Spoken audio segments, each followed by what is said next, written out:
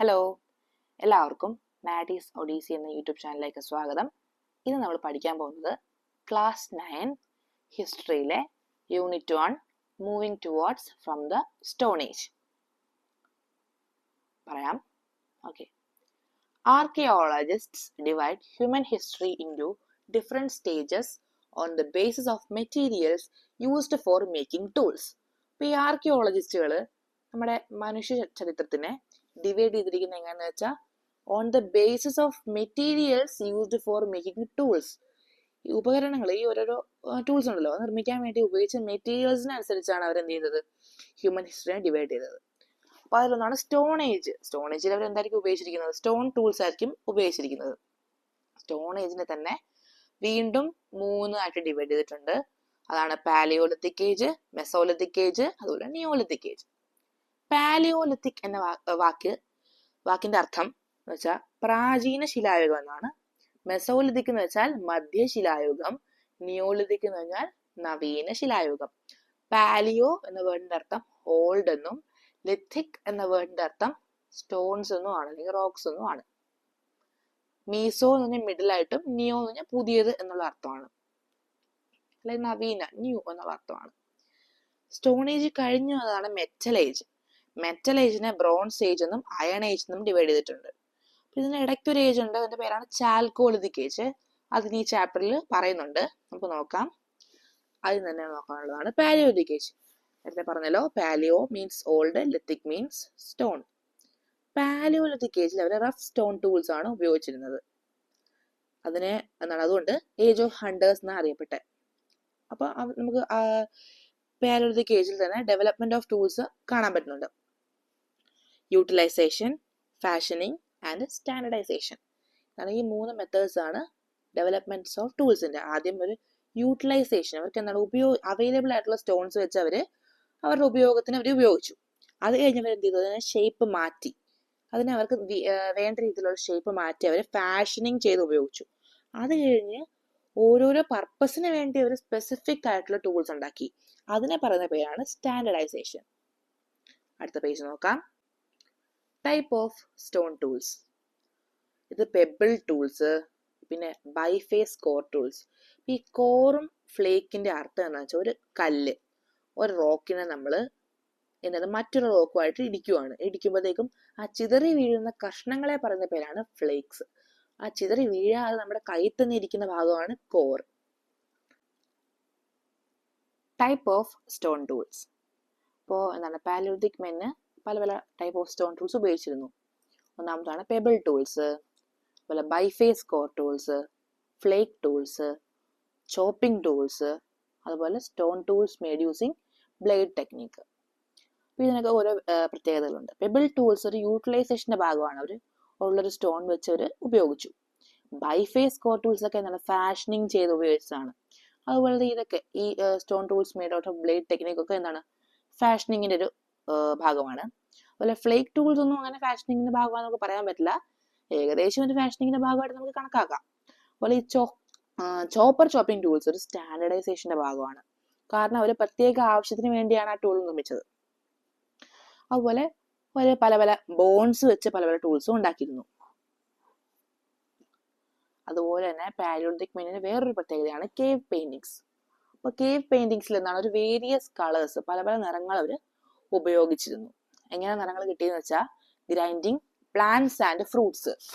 Plants and ഫ്രൂട്ട്സും മാത്രമല്ല, കുറച്ച് ലാട്രൈറ്റ്സ്, ഒരു എന്താണ് ട്രീ ബാർക്കൊക്കെ അവർ എന്താണ് അരച്ചിട്ട് ഓരോ പല പല കളേഴ്സ് ഒക്കെ ഉണ്ടാക്കി. അപ്പൊ ഈ കേവ് പെയിന്റിങ്സ് എവിടെ വരച്ചിരുന്നത്?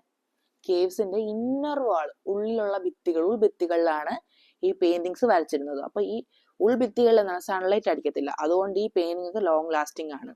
അതുകൊണ്ടാണ് നമുക്ക് പല സ്ഥലങ്ങളിലും ഇപ്പോഴും പെയിന്റിങ് കാണാൻ പറ്റുന്നത്. ഷോവേറ്റിലും അതുപോലെ തന്നെ ഫ്രാൻസിലും ഒക്കെ നമുക്ക് എന്താണ് ഇപ്പൊ പെയിന്റിങ്സ് കാണാൻ പറ്റും. എന്തുകൊണ്ടാന്ന് വെച്ചാൽ അവിടെ സൺലൈറ്റ് അടിക്കാത്തതുകൊണ്ട് തന്നെ ആ പെയിന്റിങ്സ് ഒക്കെ ഇപ്പോഴും അതേപോലെ നിൽക്കുവാണ്. Stone tools and sharp tools were used. അപ്പൊ എന്താണ്, ഈ പെയിന്റിങ്ങിന് വേണ്ടി അവര് സ്റ്റോൺ ടൂൾസും ഷാർപ്പ് ആയിട്ടുള്ള ടൂൾസും ഉപയോഗിച്ചിരുന്നു. അതുപോലെ സീലിംഗിൽ ഒരു പെയിന്റ് ചെയ്തിരിക്കുന്നു. അവരുടെ ഒരു ഇന്റലക്ച്വൽ സ്കില്ലാണ് ഇവിടെ പ്രൂവ് ആവുന്നത്. പിന്നെ ഈ പാലിയോലിത്തിക് ഏജിന്റെ ഒരു പ്രത്യേകതകളാണ്. അപ്പൊ നമ്മൾ കുറച്ച് വരച്ചൊരു എന്താണ് ഇല്ലസ്ട്രേഷൻ പോലെ ചെയ്ത് കഴിഞ്ഞാൽ നമുക്ക് പഠിക്കാൻ കുറച്ചുകൂടി എളുപ്പമായിരിക്കും. അതിനുവേണ്ടിയാണ് ഞാൻ ഇല്ലസ്ട്രേഷൻ വരച്ചിരിക്കുന്നത് ഇവിടെ. പാലിയോലിത്തിക് ഏജിന്റെ എന്താണ് പ്രത്യേകതകൾ? Used rough stone tools, rough tools ആണ് ഉപയോഗിച്ചിരുന്നത്. Lived in caves and open spaces, കാട്ടിലും അതുപോലെ കേവ്സിലൊക്കെ അവർ താമസിച്ചിരുന്നത്. Hunting and gathering were the means of livelihood, അവർ എന്താണ് ഈ വേട്ടയാടലും അതുപോലെ പച്ചക്കറികളൊക്കെ ഗ്യാദർ ചെയ്ത് വെക്കുന്നത്, ഇങ്ങനെ ശേഖരിച്ചു വെക്കുന്നതായിരുന്നു അവരുടെ എന്താണ് ഒരു മെയിൻ ലൈവ്ലിഹുഡ്, ജീവിത മാർഗമായിരുന്നു അത്. ഹണ്ടിങ് ചെയ്തിരുന്നത് മെയിൻലി എന്താണ് മെന്നാണ്. അതുപോലെ ഗ്യാദറിങ് ചെയ്തിരുന്ന ആരാണ്? വിമൻസ് ആണ്. അപ്പൊ സൊസൈറ്റി ആയിട്ട് അവർ ബാൻഡുകൾ എന്നറിയപ്പെടുന്നത്. ഒരു 100 ആളുകൾക്കുള്ളിലുള്ള ഒരു സൊസൈറ്റിയാണ് band. Bands were the basic units of society. Food was not store, ഭക്ഷണങ്ങൾ അവർ സ്റ്റോർ ചെയ്ത് വെക്കത്തില്ല. ഇപ്പം ഇന്നൊരു വേട്ടയാടിൽ ഇന്നലെ ഗ്യാദർ ചെയ്തു, ഇന്ന് തന്നെ കഴിക്കും. അടുത്ത ദിവസത്തേക്ക് അവർ സ്റ്റോർ ചെയ്ത് വെക്കത്തില്ലായിരുന്നു. അതുപോലെ നൊമാഡിക് ലൈഫ് ആയിരുന്നു. പക്ഷെ അപ്പൊ ഇന്നിപ്പോ സെറ്റിലായിട്ട് നമ്മളിപ്പോ സെറ്റിലായിട്ടാണ് താമസിക്കുന്നത്, സെറ്റിൽമെന്റ് ഇല്ല. അവരിപ്പോ ഇന്ന് എക്സാമ്പിൾ ആയിട്ട് അവരിന്നിപ്പോ തൃശ്ശൂർ ആണെങ്കിൽ നാളെ തിരുവനന്തപുരത്തായിരിക്കും. അതിങ്ങനെ ഹണ്ട് ചെയ്ത് സ്ഥലം മാറി അങ്ങോട്ടും ഇങ്ങോട്ടൊക്കെ പൊക്കോണ്ടേ ഇരിക്കും. പാലിയോലിത്തിക് ഏജ് കഴിഞ്ഞു. അടുത്ത ഏജ് ആണ് മെസോലിത്തിക് ഏജ്. മെസോലിത്തിക് ഏജിന്റെ മലയാളം എന്താണ്? മധ്യശിലായുഗം. മധ്യശിലായുഗത്തിനെ മൈക്രോലിത്തിക് ഏജ് എന്നും അറിയപ്പെടും. കാരണം എന്താ? അവർ മൈക്രോലിത്സ് എന്താണ് ഷാർപ്പ്, ചെറിയ മൈന്യൂട്ട് ആയിട്ടുള്ള റോക്സ്, മൈന്യൂട്ട് ആയിട്ടുള്ള ഷാർപ്പ് ആയിട്ടുള്ള സ്റ്റോൺ ടൂൾസ് അവർ ഉപയോഗിച്ചു. അപ്പൊ ഇങ്ങനത്തെ എഫക്റ്റീവ് ആയിട്ടുള്ള ടൂൾസ് വന്നപ്പം ഹണ്ടിങ് ബിക്കെയിം എക്സ്റ്റെൻസീവ്. എന്താണ് വേട്ടയാടൽ ഭയങ്കരമായിട്ട് കൂടി. അത് കാരണം കുറച്ച് മൃഗങ്ങളൊക്കെ എക്സ്റ്റിൻറ്റ് ആയി പോയിട്ടുണ്ട്. അതൊക്കെ നമ്മൾ 8th പഠിച്ചതാണ്. അപ്പോൾ എന്താണ് ഈ മെസോലിത്തിക് ഏജിലാണ് ഹ്യൂമൻ കമ്മ്യൂണിക്കേഷൻ ഇന്ത്യയിൽ തുടങ്ങിയത്. അതിനു മുമ്പൊക്കെ വേറെ സ്ഥലങ്ങളിൽ തുടങ്ങിയെങ്കിലും ഇന്ത്യയിൽ ലേറ്റ് ആയിട്ടാണ് ഈ മെസോലിത്തിക് ഏജിലാണ് കമ്മ്യൂണിക്കേഷൻസ് തുടങ്ങിയത്. മെസോലിത്തിക് സെന്റേഴ്സ് പറയാം. ഇന്ത്യയിലെ മെസോലിത്തിക് സെന്റേഴ്സ് ആണ് ഭിംബേട്ക, ലക്കാജോർ, അതുപോലെ കത്തോട്ടിയ. ഇന്റർനാഷണൽ ആയിട്ടുള്ള കുറച്ച് മെസോലിത്തിക് സെന്റേഴ്സ് ആണ് സ്റ്റാർക്കാർ, ഇംഗ്ലണ്ടിലുള്ള സ്റ്റാർക്കാർ, ഫാഹ്യൻ കേവ് ഇൻ ശ്രീലങ്ക, അതുപോലെ നമ്മുടെ ഉത്തർപ്രദേശിലെ സരായ് നഹാർ റായ്. നമുക്ക് മെസോലിത്തിക് ഏജിന്റെ പ്രത്യേകതകളും പഠിക്കാം.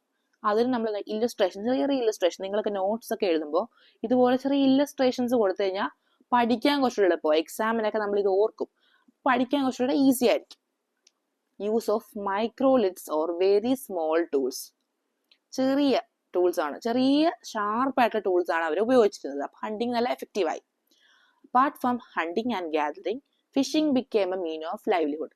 ഫിഷിംഗ് ടൂൾസ് ഒക്കെ അവർ ഡെവലപ്പ് ചെയ്തെടുത്തപ്പം ഒരു ഹണ്ടിങ്ങും ഗാദറിങ്ങും അല്ലാതെ തന്നെ ഫിഷിംഗ് ഒരു ജീവിതമാർഗമായി മാറി. Indication of domestication of animals. Palaeolithic age തീരാറായപ്പോൾ തന്നെ തുടങ്ങിയായിരുന്നു. പക്ഷെ മെസോലിത്തിക് ഏജ് ആയപ്പോഴത്തേക്കും ഈ ഡൊമസ്റ്റിക്കേഷനൊക്കെ നന്നായിട്ട് വന്നു തുടങ്ങി. ഈ ആനിമൽസിനെയൊക്കെ അവർ വളർത്താൻ തുടങ്ങി. ഒരു അമ്യൂസ്മെന്റ്സ് പറഞ്ഞാൽ വണ്ടർല ചുമ്മാ ഒരു എക്സാമ്പിളിന് വേണ്ടി എഴുതിയാണ്. അമ്യൂസ്മെന്റ് ആയിട്ടുള്ള ആക്ടിവിറ്റീസ് ഒക്കെ അവർ ചെയ്തിരുന്നു. Division of labour based on gender. ഇപ്പം എന്താണ് മെന്നിനും വുമൻസിനും വേറെ വേറെ ജോലികളായിട്ട് അവരെന്ത് ചെയ്തു? ഡിവൈഡ് ചെയ്തു കൊടുത്തു. അടുത്തൊരു ഏജ് ആണ് നിയോലിത്തിക് ഏജ്. നിയോലിത്തിക് ഏജ് എന്ന് വെച്ചാൽ എന്താണ്? നവീന ശിലായുഗം. Period of radical change in human life എന്നാണ് അറിയപ്പെടുന്നത്. കാരണം ഒരു ഭയങ്കര ഡ്രാസ്റ്റിക് ആയിട്ടുള്ള ചേഞ്ചസ് ആണ് അവിടെ ഉണ്ടായത്. അപ്പൊ നിങ്ങൾ ഈ സ്റ്റോൺ ടൂൾസ് കണ്ടില്ലേ, നല്ല മാറ്റമുള്ള സ്റ്റോൺ ടൂൾസ് ആണ്. നേരത്തെ പോലെ അല്ല, നല്ല ഡെവലപ്പ് ആയിട്ടുള്ള സ്റ്റോൺ ടൂൾസ് ആണ്. ഡൊമസ്റ്റിക്കേഷൻ ഓഫ് അനിമൽസ് തുടങ്ങിയത് എവിടെയായിരുന്നു? മെസോളിത്തിക്കിലായിരുന്നെങ്കിലും നിയോളിത്തിക് ആയപ്പോഴത്തേക്കും കൂടി വന്നു. അതുപോലെ നിയോളിത്തിക് ഏജിന്റെ മെയിൻ ഒരു പ്രത്യേകതയാണ് ബിഗിനിങ് ഓഫ് അഗ്രികൾച്ചർ. കൃഷി തുടങ്ങി. ഒരു പല ടൂൾസ് കണ്ടുപിടിച്ചുകൊണ്ട് അവരെന്ത് ചെയ്തു? സോയിൽ ടില്ല് ചെയ്ത്, മണ്ണുഴുത്, മരങ്ങൾ മുറിച്ച് കൃഷി തുടങ്ങി.